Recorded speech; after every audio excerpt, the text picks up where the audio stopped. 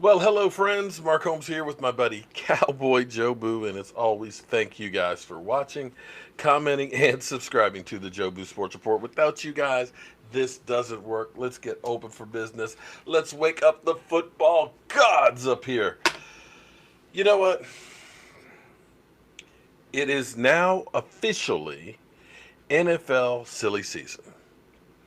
This is the time of the year when there's nothing really going on except holding your breath, hoping that nothing happens with your players, that nobody gets in trouble. This is it.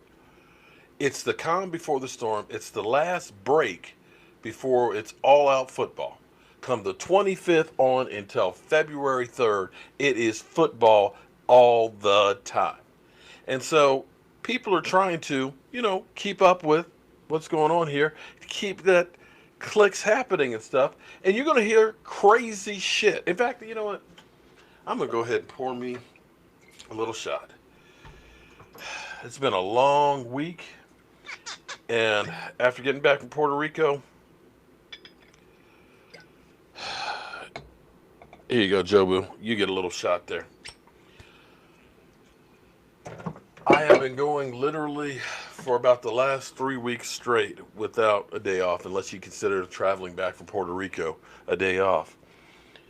I think I'm going to take it easy this weekend. So, we're knee deep in Dak Prescott controversy.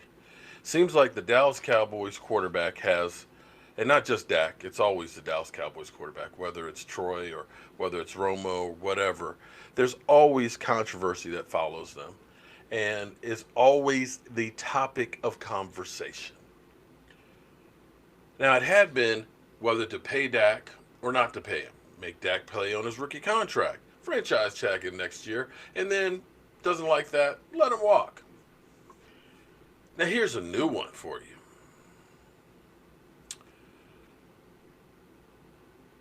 USA Today has FTW for the win. I think I need to come up with something. Fucking total waste? I don't know. Oh, I'm sorry. I didn't mean to cuss. Because that's what this article really is. Is it time to consider trading Dak Prescott?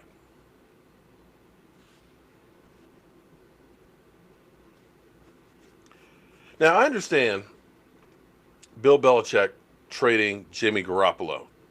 He didn't want to do it because he was looking at saying, I need a quarterback when Tom Brady goes.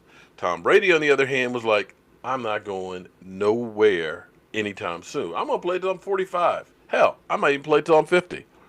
So you can understand them trading Jimmy Garoppolo, getting what they can to surround Tom Brady with more. Makes sense. So as I go through this article, because Sal, he sent this to me, and this has to be, I think I need to bring back the dumbass comment of the day. This is the dumbass article of the year. Are you kidding me, USA Today? This is clearly just for clicks. Dak Prescott is approaching the phase in his career when he's expected to elevate his teammates instead of being carried by him. That's what happens when a quarterback graduates from his rookie contract, which allows a team to do drastic discounts at the game's most expensive position, particularly if they are in the fourth rounder like Prescott, to build a stronger roster elsewhere. Okay, I get where you're going with that. Once that deal expires, the quarterback gets paid. With the going rate for top flight starting quarterbacks moving north of $30 million, that leaves far less room of game-breaking receivers, sturdy running backs, prolific blockers, or dynamic tight ends. Suddenly, the quarterback has to be good enough to win with lesser talent.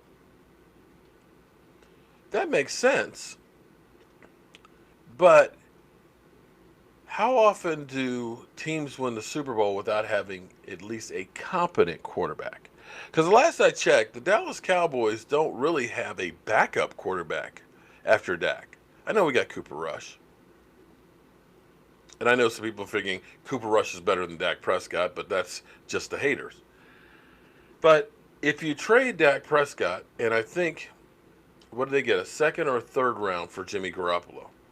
Maybe you get a first round pick for Dak Prescott. I don't know.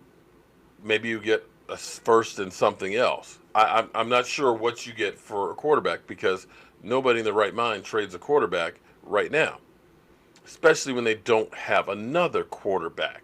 So hypothetically, let's go with what USA Today says. Okay, now they're saying, well, look at Joe Flacco when he got his third quarterback, contract. It was after the Super Bowl, and I dare say that the team also had lost a lot of stars and stuff. Joe Flacco was what Joe Flacco was. He was a good quarterback, decent, not a wow you. I get that.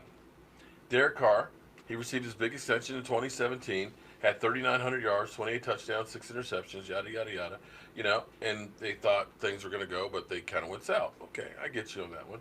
Andy Dalton, okay. Um, Russell Wilson, here. Then again, there's a chance that a quarterback is worth it, or at least eventually worth it. So they use Andy Dalton, Derek Carr, and Joe Flacco. Now, I will say this much, that I believe Dak Prescott has achieved more than all three of those guys as far as playoffs go.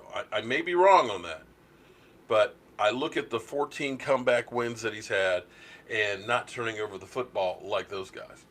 So my question then is, if you trade Dak, where are you getting a quarterback? Because I look at this Dallas Cowboys team right now. You had the 8th ranked defense last year.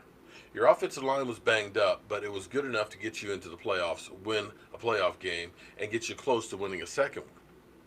So you have offensive linemen that will be coming back or getting more experience to improve. Surrounding him with talent, I dare say you've got one of the best pass rushers on defense. I believe you already have the best young linebackers in the NFL right now. I believe you have a shutdown corner in Byron Jones. I believe you may have at least a top 5 offensive line. I think you have the best running back. So hypothetically, you get rid of that quarterback, you get a first round draft pick, and maybe next year you draft a quarterback. But I'm sitting here looking hypothetically at the 2016 draft, for example. There's 3 starting quarterbacks out of there, 3 pretty good ones. Jared Goff, Carson Wentz, or wheelchair Wentz, and Dak Prescott. Other than that,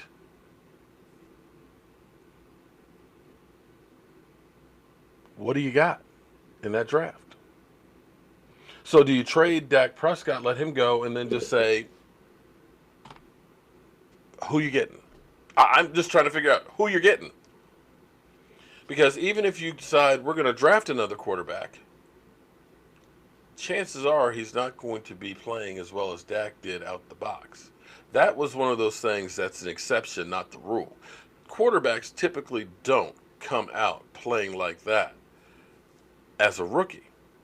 And what you're doing is you're taking this team that's loaded, that could be ready to make a run this year or next year, and saying, we'll wait till down the road. So how does that make any sense?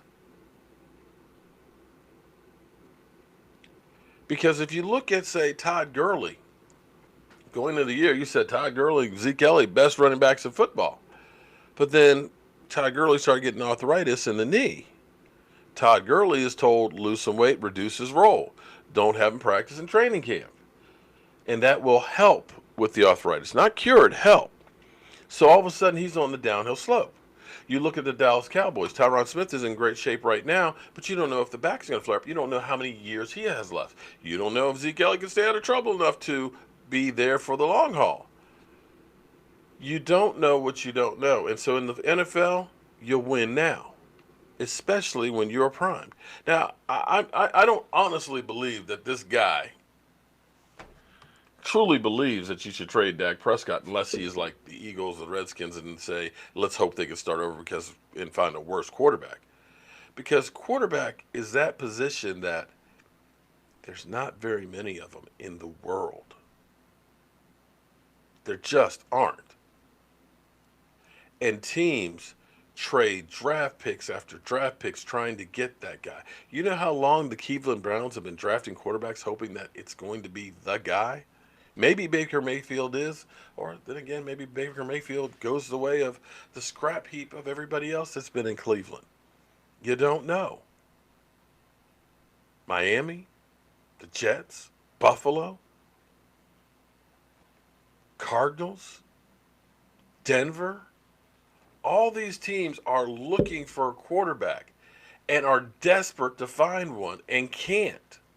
Why would you trade Dak Prescott, who has the second most wins in the NFL? Whether you say he's a bus driver, well, I'll tell you what, he is the best damn bus driver there is driving the bus. And if that guy is that good driving, I'm happy to ride in the bus because it ain't going to wreck. Whatever it is, it works with this system. Now, you can go back and say, well, Russell Wilson struggled, but here's the thing. Here's the difference on it.